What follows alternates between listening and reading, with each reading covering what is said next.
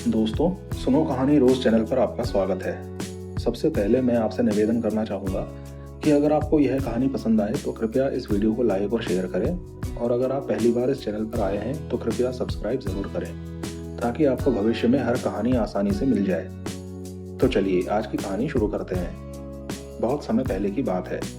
जेठ का महीना था और भीषण गर्मी पड़ रही थी।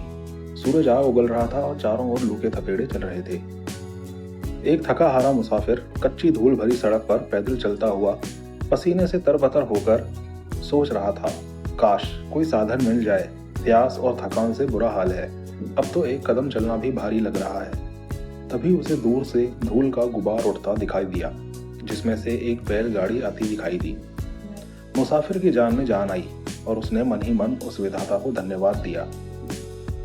कुछ ही पलों में बैलगाड़ी मुसाफिर के करीब आ गई। उसने तुरंत गाड़ीवान को रोका और बड़ी उम्मीद से पूछा, क्यों भाई, रामपुर चलोगे? बहुत थका हुआ हूं। गाड़ीवान ने रूखेपन से हामी भरी और अपनी लालच भरी आंखों से मुसाफिर को देखते हुए बोला, रामपुर पहुंचने का पूरा 1 रुपया लगेगा। उस समय के हिसाब से रुपया एक बहुत बड़ी कीमत थी। फिर भी मुसाफिर मजबूरी में मान गया। बैलगाड़ी मध्यम गति से धूल उड़ाती हुई आगे बढ़ने लगी। काफी दूर चलने के बाद जब एक घना बरगद का पेड़ आया तो गाड़ीवान ने अचानक बैलगाड़ी रोक दी।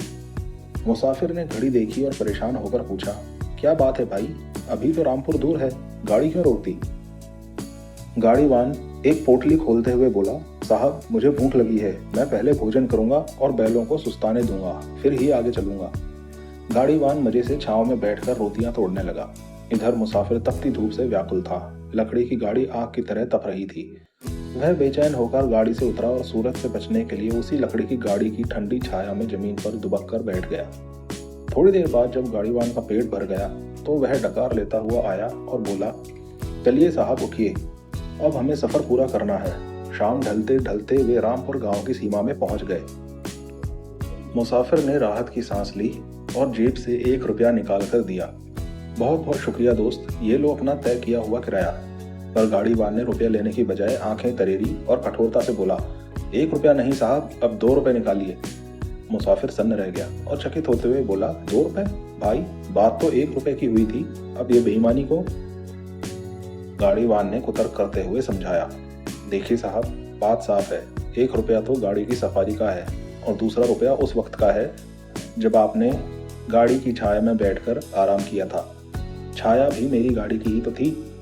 गाड़ीवान की इस ऊट पटांग दलील को सुनकर मुसाफिर का सिर चकरा गया। वह हराम की कमाई नहीं देना चाहता था और गाड़ीवान हट पर अड़ा हुआ था। देखते ही देखते दोनों के बीच तीखी बहस और तू-तू मैं-मैं होने लगी। लोगों की भीड़ जमा हो गई। तभी भीड़ में से एक बुजुर्ग व्यक्ति ने सलाह दी, इसका फैसला यहाँ के सरपंच ही करेंगे, वे बहुत ही बुद्धिमान और न्यायप्रिय व्यक्ति हैं। मुसाफिर, लालची गाड़ीवान और तमाशबीन भीड़ सरपंच के घर जा पहुंचे। हर कोई यह देखने को उत्सुक था कि इस अजीबोगरीब दावे का क्या फैसला होगा। सरपंच ने दोनों पक्षों की बात बड़े धैर्य से सुनी। वे समझ गए कि गाड़ीवान लालच में मुसाफिर को ठगना चाहता है। उन्होंने मुसाफिर से कहा, आप अपनी जेब से एक असली चांदी का रुपया निकालिए। मुसाफिर ने डरते डरते रुपया निकाला। अब सरपंच ने गाड़ीवान को पास बुलाया और जमीन की ओर इशारा करते हुए बोले, हाँ भाई गाड़ीवान, अब अपना किराया ले लो, देखो ये दोनों रुपए तुम्हारे हुए। गाड़ीवान ने हैरानी से पूछा, हुजूर, पर यहाँ तो 1 ही रुपया है, दूसरा कहाँ है? सरपंच मुस्कुराते हुए बोले, ध्यान से देख भाई, 1 रुपया वो है जो मुसाफिर के हाथ में चमक रहा है और दूसरा वो है जो जमीन पर उस रुपए की छाया दिख रही है। क्योंकि तुमने छाया का किराया मांगा है तो तुम छाया वाला रुपया ही ले लो। यह सुनते ही गाड़ीवान शर्म से पानी पानी हो गया। उसे अपनी मूर्खता और लालच का एहसास हो गया। वह अपनी हार मानकर चुपचाप केवल अपना 1 रुपया लेकर वहां से 9-2-11 हो गया। गांव वालों ने सरपंच के इस हाजिर जवाबी और सटीक फैसले की खूब सराहना की। मुसाफिर ने भी राहत की सांस ली और सरपंच की बुद्धिमानी की वाहवाही करता हुआ अपने गंतव्य की ओर बढ़ गया। तो दोस्तों, मेरी ये कहानी आपको पसंद आई हो तो चैनल को सब्सक्राइब करें और वीडियो को लाइक और शेयर जरूर करें। धन्यवाद।